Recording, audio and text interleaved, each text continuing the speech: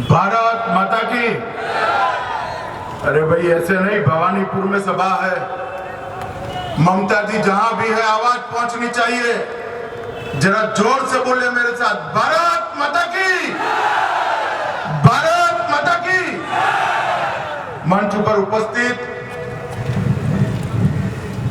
Bharatiya Janata party के राष्ट्रीय मंत्री और बंगाल के सहप्रभारी श्रीमान सिद्धार्थनाथ सिंह जी, भारतीय जनता पार्टी के मंत्री और बंगाल के जनप्रिय नेता श्री राहुल सिन्हा जी, बंगाल विधानसभा में भारतीय जनता पार्टी के विधायक श्रीमान समीक भट्टाचार्य जी, यहाँ के लोकप्रिय प्रत्याशी श्री चंद्र कुमार बोस जी,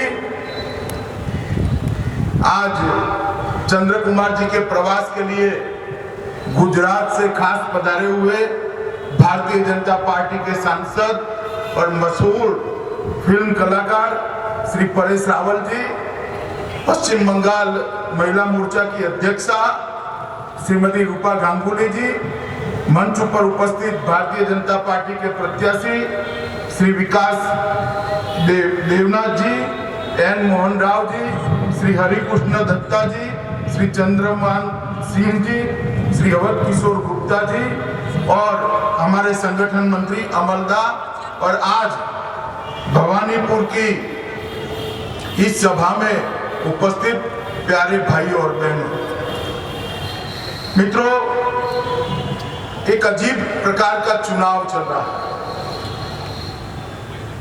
एक बंगाल जो 5 साल पहले परिवर्तन के लिए एक जनादेश लेकर देश के सामने आया था, बड़ी आशाओं और आकांक्षाओं के साथ बंगाल की जनता ने हर कोने में, चाहे पूर्व हो, चाहे पश्चिम हो, उत्तर हो, दक्षिण हो, या कलकत्ता हो, हर जगह पे परिवर्तन के लिए वोट डाले थे और परिवर्तन चाहिए था। 34 साल के साम्यवादियों के शासन के खिलाफ परिवर्तन का एक नारा यहाँ उठा था और बहुत आस के साथ बंगाल की जनता ने ममता दीदी को बंगाल की बागडोर सौंपी। मन में था कि ममता दी को 5 साल के लिए पूर्ण बहुमत देना चाहिए, क्योंकि 5 साल के अंदर ये 34 साल में कम्युनिस्टों ने जो बंगाल का बंटाधार किया है उसको सुधारने का काम ममता दीदी करेगी। यहाँ पर रोजगारी आएगी, कारखाने लगेंगे, कानून और व्यवस्था की परिस्थिति ठीक होगी, यहाँ पर अमन चैन होगा, यहाँ से युवाओं को रोजगारी के लिए बाहर नहीं जाना पड़ेगा, गांव के अंदर विकास पहुंचेगा, किसानों के अच्छे दिन आएंगे। इस सोचकर माटी मानुष के सूत्र पर भरोसा कर बंगाल की जनता ने 5 साल के लिए एक पूर्ण बहुमत की सरकार ममता दीदी की बनाई थी, तृणमूल कांग्रेस की बनाई थी। और 5 साल के बाद आज देश भर के राजकीय पंडित पीछे मुड़कर देखते हैं तो उनके मन में एक सवाल आता है कि बंगाल आगे बढ़ा या बंगाल पीछे गया, कोई आकलन नहीं कर पा रहा। और माटी मानुष का जो सूत्र था, देखते देखते भय, भूख और भ्रष्टाचार में तब्दील हो गया और बंगाल कम्युनिस्टों से भी खराब शासन के अंदर 5 साल तक आ गया। मित्रों, आज बंगाल में जहां जहां जाते हैं फिर से एक बार परिवर्तन की आस दिखाई पड़ती है। लोग चाहते हैं कि परिस्थितियां बदले, लोग चाहते हैं कि बंगाल का भी विकास हो, लोग चाहते हैं कि आजादी के वक्त जो बंगाल देश के जीडीपी का 25% हिस्सा रखता था, वो बंगाल आज अपना पूर्ववर्ती स्थान है। मगर मैं आपको पूछना चाहता हूं, जरा मन से बताइएगा, ममता दीदी के शासन में संभव है क्या? बताइए, संभव है? मित्रों, ये जो चल रहा है बंगाल में, ये नूरा कुश्ती चल रही है, नूरा कुश्ती चल रही है। अभी हमने देखा, आज ही शायद बुद्धदेव भट्टाचार्य जी और श्रीमान राहुल गांधी की एक सभा थी, रैली थी, और कल दोनों की सभा केरल में आमने सामने है। वहां एक दूसरे का विरोध कर रहे हैं और यहाँ इलू इलू कर रहे हैं। मुझे ये समझ में नहीं आ रहा कि किस तरह की पार्टियां हैं। एक ही देश में एक ही समय पर एक ही तारीख पर देश के दो राज्यों में चुनाव है। एक में तो कांग्रेस और कम्युनिस्ट साथ में जा रहे हैं और दूसरे में कांग्रेस और कम्युनिस्ट खिलाफ। मुझे समझ में नहीं आ रहा ये लड़ाई सिद्धांत की लड़ाई है या कुर्सी प्राप्त करने की लड़ाई है। सिद्धांत की लड़ाई है तो यहाँ जो साथ है वहां वो सामने नहीं हो सकते, और जो वहां सामने है यहाँ साथ नहीं हो सकते। ये लड़ाई जो है एक कुर्सी प्राप्त करने की लड़ाई है। मगर बंगाल ने 34 साल तक कम्युनिस्ट शासन को देखा है। 34 साल तक ममता का जवाब कम्युनिस्ट नहीं हो सकते। ममता का जवाब अगर कोई हो सकता है तो वो भारतीय जनता पार्टी हो सकती है। मोदी जी के नेतृत्व में भारतीय जनता पार्टी यहाँ सुशासन दे सकती है, परिवर्तन कर सकती है। और ममता जी क्या क्या है मुझे बहुत मालूम नहीं, मगर ममता जी बहुत बड़ी पेंटर है, वो मुझे मालूम है। दुनिया में कभी भी किसी का पेंटिंग 1 करोड़ में नहीं बिका है। ममता जी का पेंटिंग 1 करोड़ से भी ज्यादा रुपयों में बिक गया।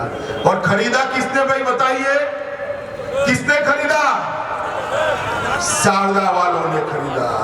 17.5 लाख परिवार अपनी गाड़ी कमाई शारदा और बाकी सब चिट फंड में रोक कर बैठे थे, और चिट फंड वाले उसको हजम कर गए।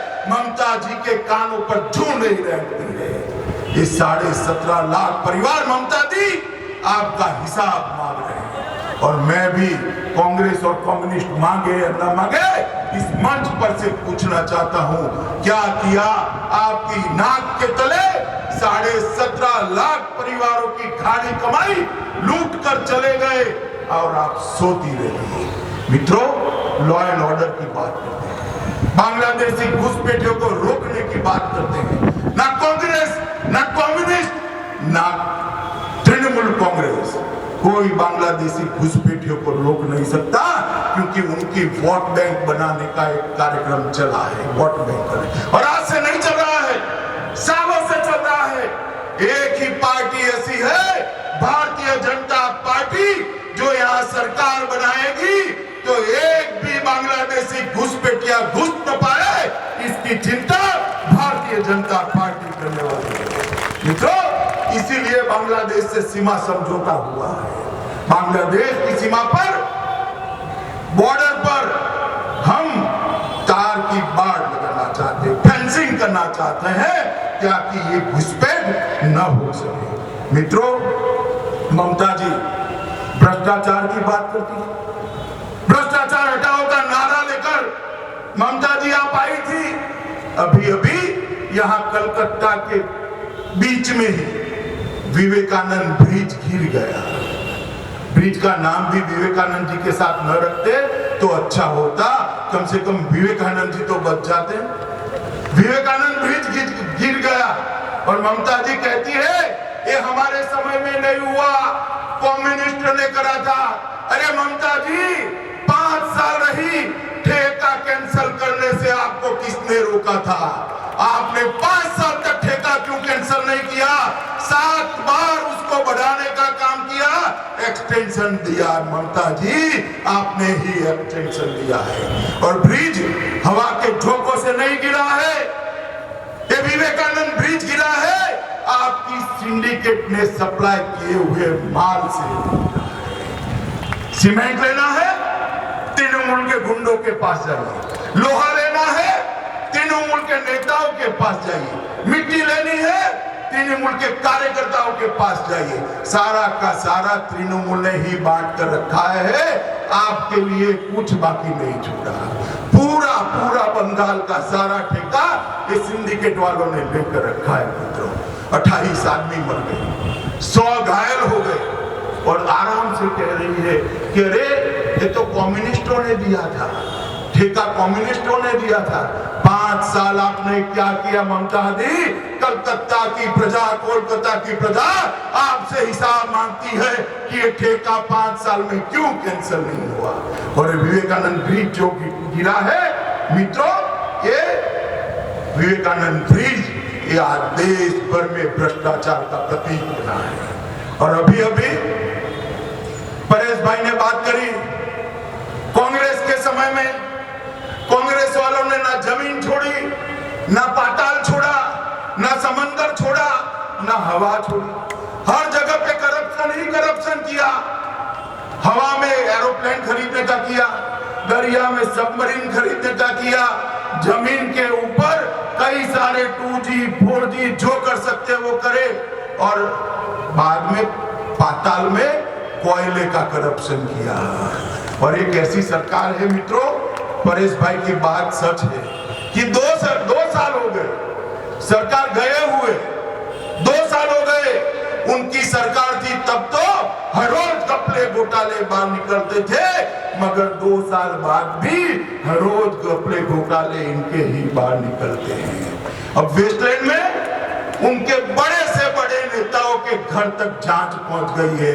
एक इटाली की कोर्ट ने जो जजमेंट दिया है उनके अंदर उल्लेख, अभी सारे कागज नहीं आए और वो कह रहे जांच कीजिए, राह देखिए जांच होने वाली है। मगर अभी इटाली की कोर्ट है, इसको तो मानिए आप, यहां का नहीं मानेगा। कांग्रेस ने इटाली का तो मानना चाहिए या नहीं मानना चाहिए, भी बताओ, मानना चाहिए या नहीं मानना चाहिए। और जब हम सवाल पूछते हैं इधर उधर करते हैं। और ममता दी अब तक इस सेकंड तक, शायद ही मेरा सुनकर कल पूछे तो मालूम नहीं, अब तक ममता दी चुप है कि वेस्टलैंड की बात के बारे में कांग्रेस को कुछ नहीं कहती है, क्योंकि उनको मालूम है कि जैसे ही हम वेस्टलैंड का मुद्दा उठाएंगे कांग्रेस शारदा का मुद्दा उठाएगी, कांग्रेस नारदा का मुद्दा उठाएगी, कांग्रेस मालदा का मुद्दा उठाएगी। और मित्रों, नारदा के अंदर मैं 16 साल का युवा था, तब से राजनीति में काम कर रहा हूं, मगर मैंने मेरे जीवन में इस तरह की बेशर्मी से किसी को घूस लेते हुए नहीं देखा है। जो वीडियो सामने आया है वो देखने के बाद आज तक ममता दीदी ने एक भी नेता पर कोई काम नहीं किया, एक को चेतावनी भी नहीं दी है, और कुछ तो अभी भी चुनाव लड़ रहे हैं। और ममता जी करप्शन फ्री, भ्रष्टाचार विमुक्त शासन की बात करेंगे। शारदा में आपकी पार्टी है, नालंदा में आपकी पार्टी है, वेस्टलैंड में आप चुप हो। किस तरह से भ्रष्टाचार विहीन सरकार दे सकते हो ममता जी? भ्रष्टाचार विहीन सरकार आप नहीं दे सकती, भारतीय जनता पार्टी दे सकती है। 2 साल से मोदी जी की सरकार है, हमारे विरोधी भी उस पर भ्रष्टाचार का आरोप नहीं कर सकते।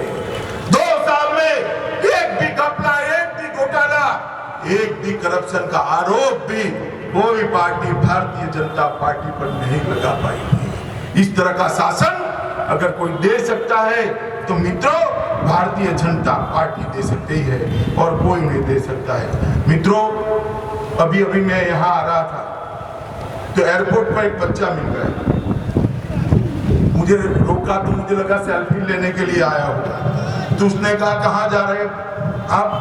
मैंने बोला बंगाल जा रहा हूँ। कि परिवर्तन होगा?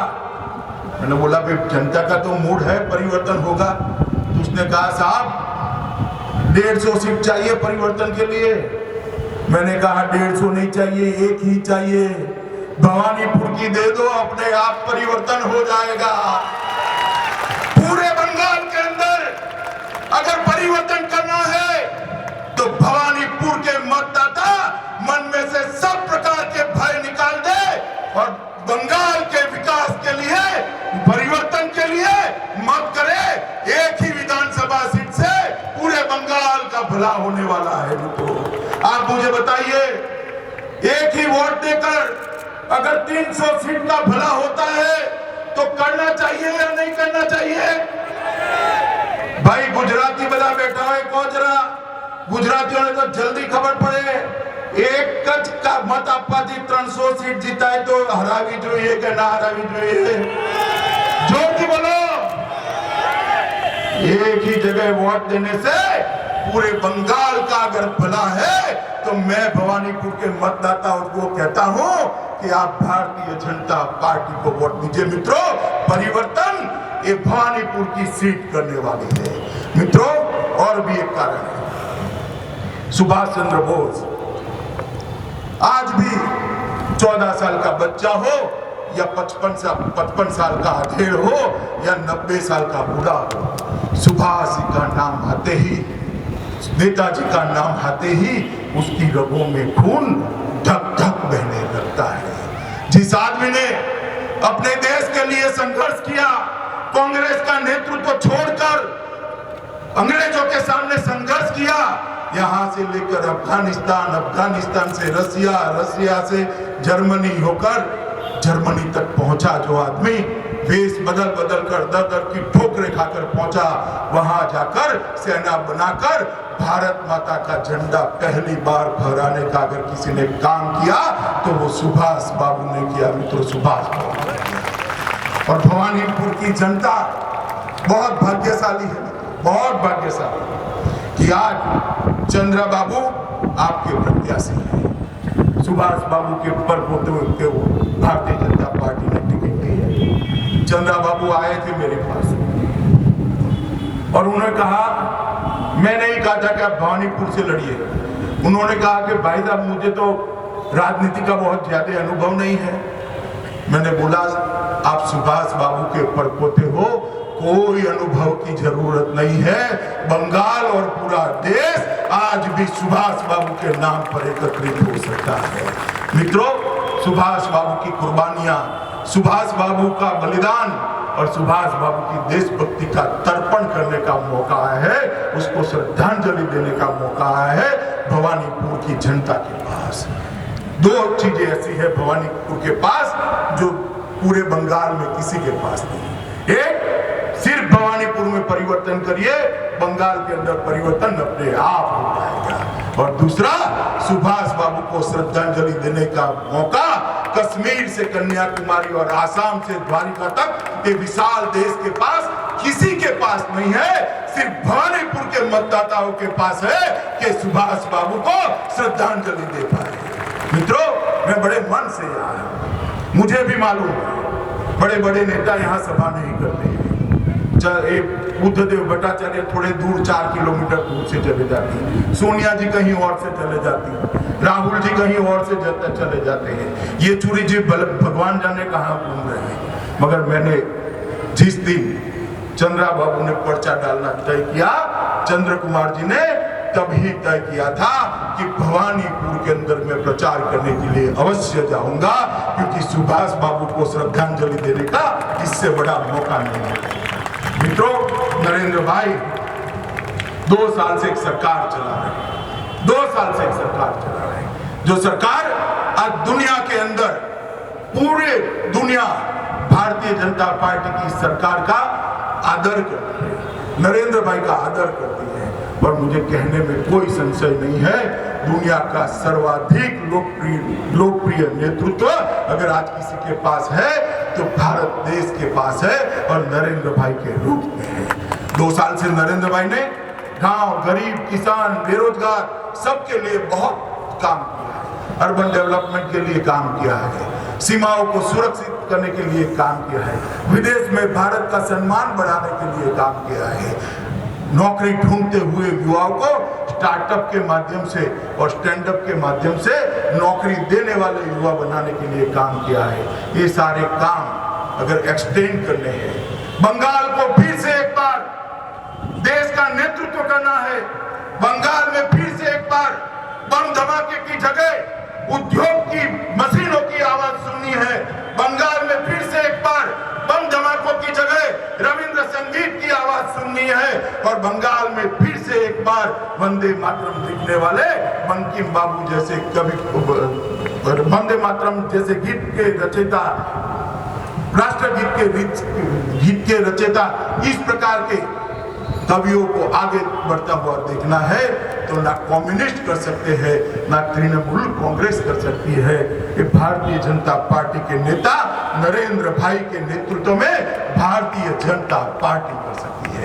मित्रों, मैं बड़े मन से आज श्री चंद्र कुमार बोस का प्रचार करने के लिए आया हूं और मैं आपके साथ से पास से वचन लेकर जाना चाहता हूं। मुझे आप बताइए, जरा कोई चुप रहे नहीं रहेगा, हाँ बोलो या ना बोलो मगर बोलिएगा। आप बताइएगा, परिवर्तन की आस को लेकर भवानीपुर के मतदाता मत करेंगे? जोर से बोलिए। भारतीय जनता पार्टी को जिताएंगे? भाई नरेंद्र मोदी के हाथ मजबूत करेंगे? चंद्र कुमार बोस को जिताएंगे? मित्रों, एक ही सीट पर परिवर्तन कर दीजिए, बंगाल का भाग्य बदलने वाला है। और चंद्र कुमार के लिए जो समय बचा है, घर घर जाइए, जागृति फैलाइए और यहाँ पर कमल के निशान को विजयी कराइए। यही प्रार्थना करता हुआ मैं मेरे शब्दों को विराम देता हूँ। भारत माता की, भारत माता की, वंदे मातरम।